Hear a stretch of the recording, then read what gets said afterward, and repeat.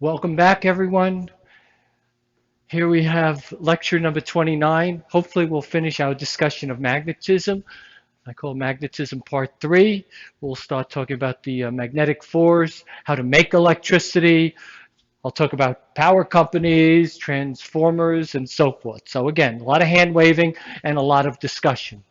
Okay, let's talk about the magnetic force. Remember we said a wiggling electric field produces a wiggling magnetic field. Magnetic field is called a magnetic force field. So let's see what kind of force field this is. What kind of force field? So I'm going to make a magnetic field. I'm just going to draw a picture. There's my north and south.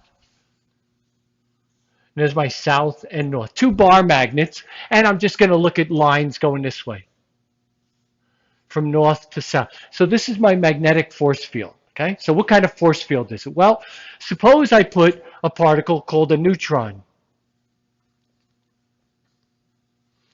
Okay, I put a particle called a neutron. I put it in a magnetic field, and I say, all right, what happens? I call up the neutron. I say, what do you think about this magnetic force field? And the neutron says, what force field? I don't feel anything. So this magnetic force field doesn't do anything to a particle that has no charge, okay? A neutron has no charge. All right, so I'm going to change that.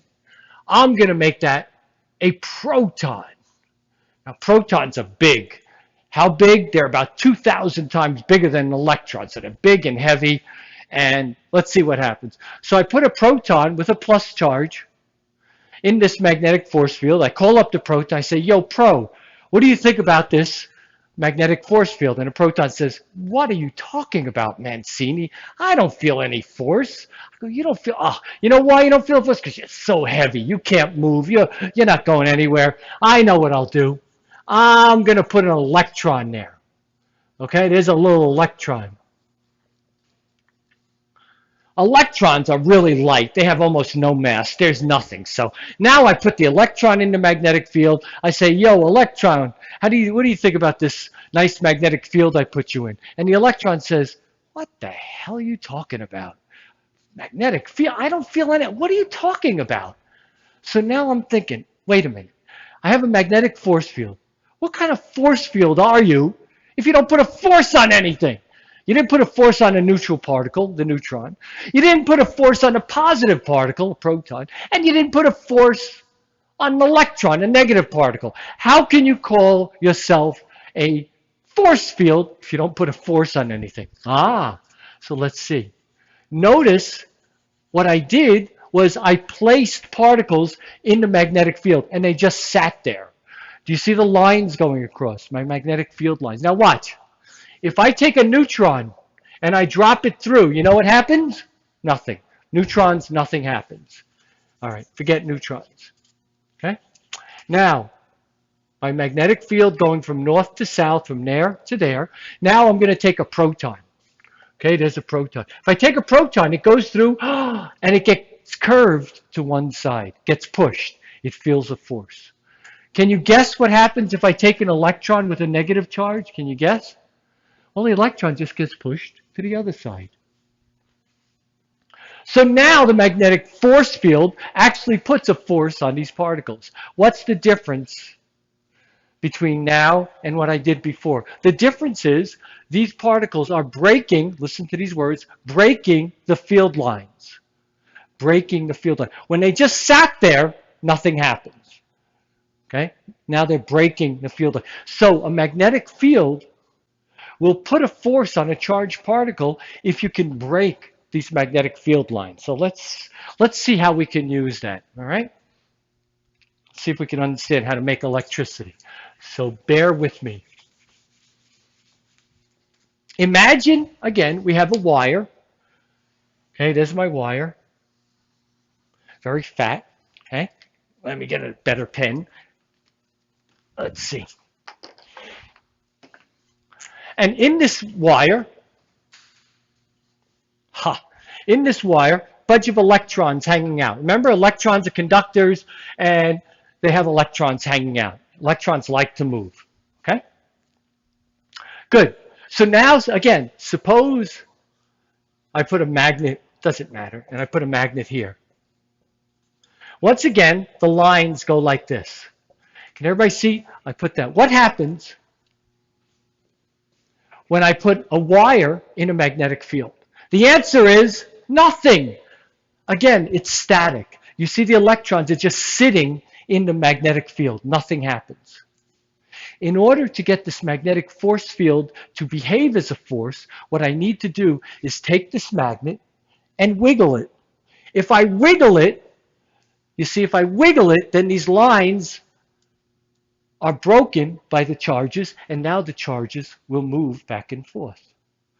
By the same token, I can keep the magnet stationary and wiggle the wire. As long as the charges move through those magnetic field lines, they get pushed. So in order to make electricity, in order to get these electrons to flow, what you need to do is take a magnet and put it near a wire. So if I just had a magnet and I had a wire, could I make electricity? The answer is no, not if they're not moving. Let's think. If I want electric energy out, if I want to get energy out, doesn't it make sense you need to put energy in? So by moving this or wiggling something, I have to put energy in to get energy out. Now, of course, if I put 100 joules of energy in, I'm not getting 100 joules of energy out. That would violate the second law of thermodynamics. All right? Now, in New York, right, is a big waterfall upstate, right? Niagara Falls. And what happens is water is very high up, height h. So it has potential energy. The water falls, it gets kinetic energy. As the water falls underneath, okay, what they have there is a bunch of coils and magnets. What is a coil? A coil is something, get something like this, and put lots of turns of wire. Okay, get a lot of wire. If I now take magnets and rotate them or move them, what happens is the potential energy of the water molecules move the coils and magnets. And now once you have the relative motion between the magnetic field and the charges, they push the electrons through the wire and you make electricity. When you ride your bicycle and in the front you have a light, it rubs against the tire, right? As you turn the tire, the light has something that rubs against it. So inside you have a magnet rotating and there's a coil, and the rotating magnetic field, that moving magnetic field, pushes electrons through the wire. So in order to make electricity, what do you need to do? You need coils, wire, and you need magnets, and you need to move them. This hydroelectric, hydro water, right? The water makes the coils and magnets move. Most of the electricity in this country, power plants, do this. They have water, they add heat, they boil the water and make steam. The steam wants to go from this hot place to a cold place. Why? High energy state to a low energy state. So just like electrons moving through a wire and you put a light bulb or some device to do work, here you let the steam move coils and magnets. This is a power plant. What is a power plant? It's a big tea kettle. You boil water, make steam, move coils and magnets, and that makes electricity flow. It's very simple. How you make the steam, how you make what you use for heat, you can burn coal, very bad pollution, okay? You can burn oil. You can burn wood, doesn't matter. Whatever you want to do to burn, to produce heat. A nuclear power plant, we'll learn later, nuclear power plant, what does it do? It uses nuclear fuel to do what? To create heat, to boil water, to make steam, to move the coils and magnets. So a nuclear reactor is the same as a fossil fuel reactor in the sense that it's just one big tea kettle, boiling water, So you move, you make steam and you move coils and magnets, and that's that relative motion that pushes the charges through the wire. If you have a stationary magnetic field and a stationary charge, nothing happens. You have to be moving. So you have to add energy to your system. All right, let's talk about Con Edison and power companies and that kind of thing, okay?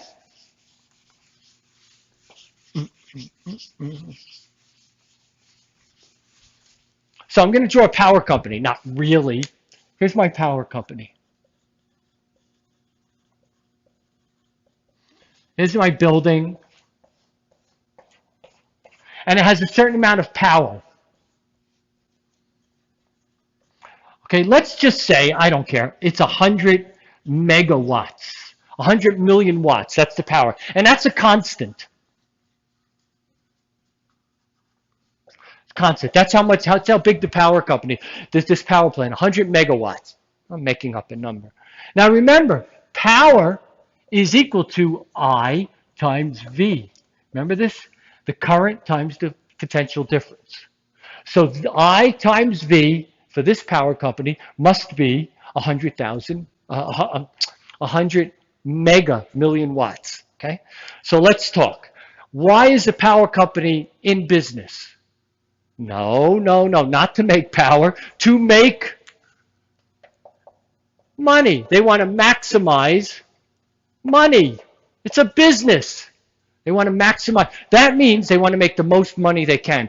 That means they want to have the highest efficiency. That means they don't want to lose energy to heat and friction. Remember when electricity goes through a wire, it rubs against each other. So let's talk about resistance for a second and power.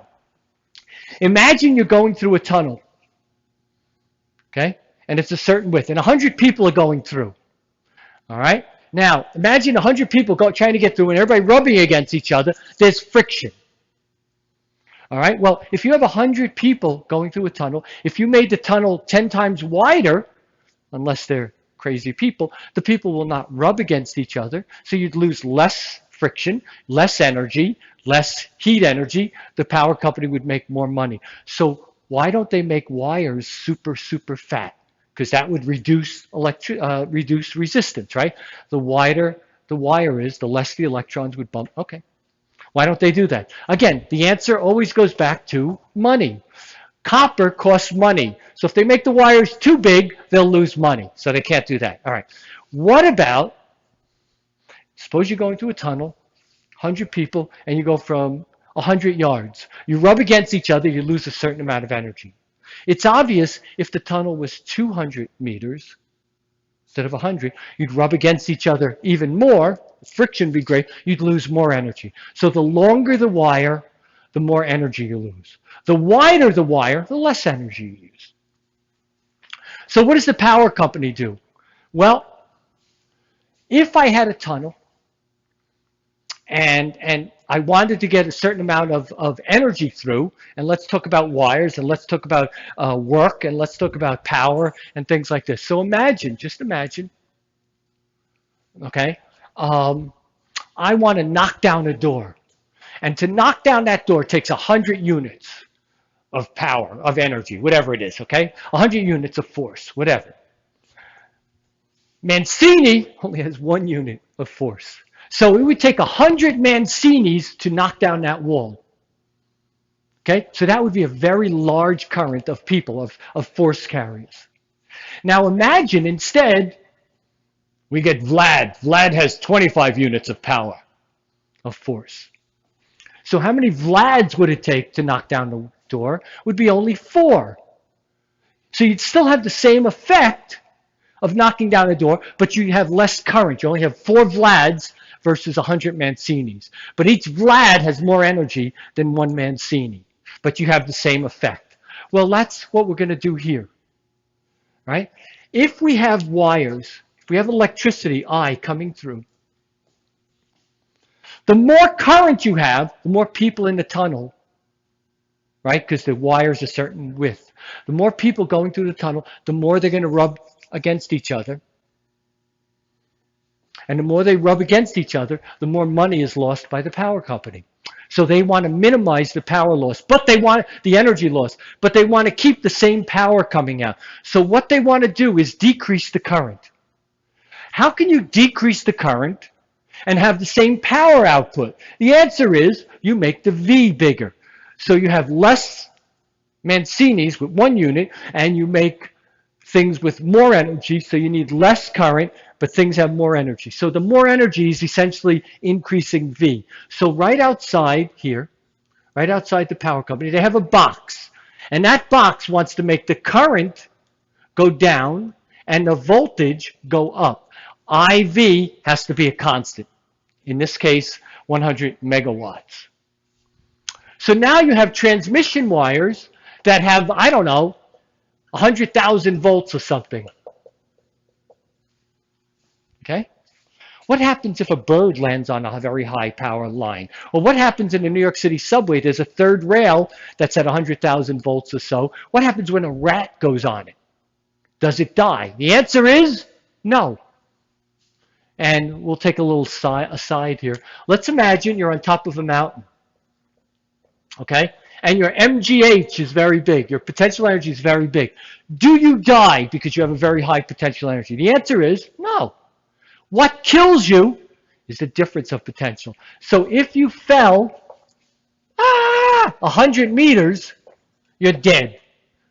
If you fell from base camp here to the ground, and that was 100 meters, you're the same dead as you were from the top to there. All that matters is the difference of potential.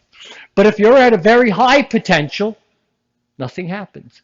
So if you're a New York City rat in the subway and you crawl along the third rail, what happens is your whole body is at a very high potential. If, however, rats know this because they're smarter than us, if a rat then, steps on the third rail and then steps on the ground, well, the ground has 0 volts. The third rail has 100,000 volts. Remember our law of nature. Everything wants to be in its lowest energy state. So what about the ions in your body? Right? Electrolytes, right? Ions in your body. What do? Well, the ions in your body, the potassium, calcium, chlorine, what they want to do is they want to go from a high energy state to a low energy state. So if you're stepping on a third rail, or the rat is, and the other end is at ground, what happens is the charges in your own body pass through and go through your heart, and you go through AFib, right? Atrial fibrillation. You essentially electrocute yourself. It's not electricity going through your body, it's your charges trying to go to a lower energy state. All right? People survive lightning strikes. How is that? Well, as my understanding is, if they get struck by lightning, if they're struck high up, wherein, they have a high energy and a low energy, the electricity will go through their heart and they'll go through fibrillation that way. But if they're struck lower and it doesn't pass through their heart, then they won't be electrocuted. Okay? So nothing would happen there. So what happens here is 100,000 volts. Outside of your house, you do not have 100,000 volts going into your house. You have typically 110, 120 volts. So here is another box that makes the current go up and the voltage go down. Okay? These boxes are called transformers. What are they doing? Transformers are transforming the voltage or current and raising them or lowering. This would be, because the voltage goes up, a step up transformer, and this one is a step down. And why does a power company use transformers? They use transformers to give the same power, right? But they want to save money. Why do they save money? Because by having less current go through the wires heat up with a power loss of P, remember this equation? I squared R, right? This is another one of our power. So if you decrease the current, you decrease the heat loss. The resistance is whatever the wire is. So by decreasing the current, they decrease the heat they maximize their profit. But remember, if they decrease the current, the price they pay is they have to increase the voltage. So to do this, transformers are used to save money. Now,